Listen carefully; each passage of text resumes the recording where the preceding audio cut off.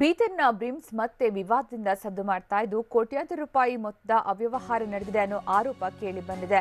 ಪೀಠೋಪಕರಣಕ್ಕೆ 30ರಿಂದ 40 ಸಾವಿರ ರೂಪಾಯಿ ಖರ್ಚು ಮಾಡಿರೋದು ಈಗ ಹಲವು ಅನುಮಾನಗಳಿಗೆ ಕಾರಣವಾಗಿದೆ.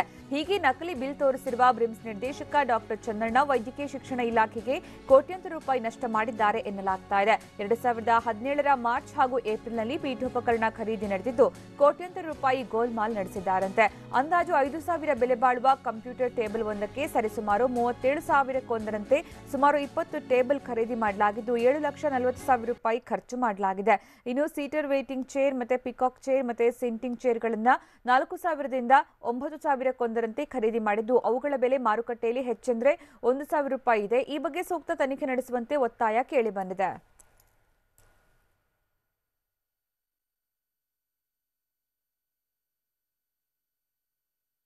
ಬೀದರ್ನ ಬ್ರಿಮ್ಸ್ ಈಗ ಮತ್ತೆ ವಿವಾದದಿಂದ ಸದ್ದು ಮಾಡ್ತಾ ಇರೋದು ಕೋಟ್ಯಾಂತರ ರೂಪಾಯಿ ಮೊತ್ತದ ಅವ್ಯವಹಾರ ನಡೆದಿದೆ ಅನ್ನುವಂತಹ ಆರೋಪ ಕೇಳಿ ಬಂದಿದೆ. ಪೀಠೋಪಕರಣಕ್ಕೆ 30ರಿಂದ 40 ಸಾವಿರ ರೂಪಾಯಿ ಖರ್ಚು ಮಾಡಿರೋದು ಈಗ ಹಲವು ಅನುಮಾನಗಳಿಗೆ ಕಾರಣವಾಗಿದೆ.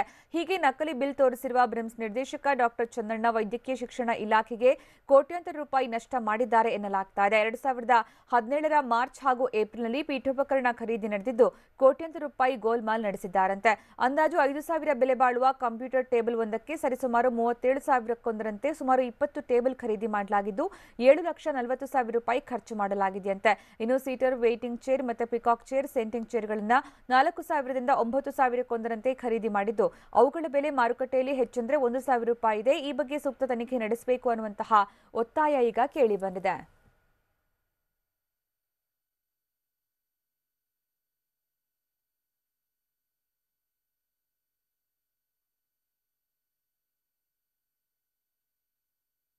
ಇದು ಪೀಠೋಪಕರಣ ಹೆಸರಲ್ಲಿ ಹಣ ಗುಳುಂ ಮಾಡಿರುವಂತಹ ಪ್ರಕರಣ ಅಂತ ಹೇಳಲಾಗ್ತಾ ಇದ್ದು ಕಡಿಮೆ ಬೆಲೆಯ ಪೀಠೋಪಕರಣಗಳಿಗೆ ಹೆಚ್ಚು ಬೆಲೆಯನ್ನ ಕೊಟ್ಟಿರುವ ಬಿಲ್ ಅನ್ನು ತೋರಿಸಿದ್ದು ಪೀಠೋಪಕರಣ ಖರೀದಿಯಲ್ಲಿ ಭಾರೀ ಅವ್ಯವಹಾರ ನಡೆದಿದೆ ಅಂತ ಅಂದಾಜಿಸಲಾಗ್ತಾ ಇದೆ.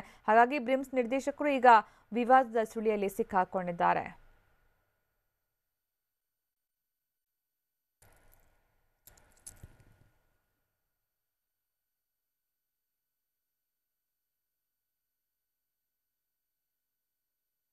ಬೀದರ್ನ ಬ್ರಿಮ್ಸ್ ಈಗ ವಿವಾದದಿಂದ ಸದ್ದು ಮಾಡ್ತಾ ಇರೋದು.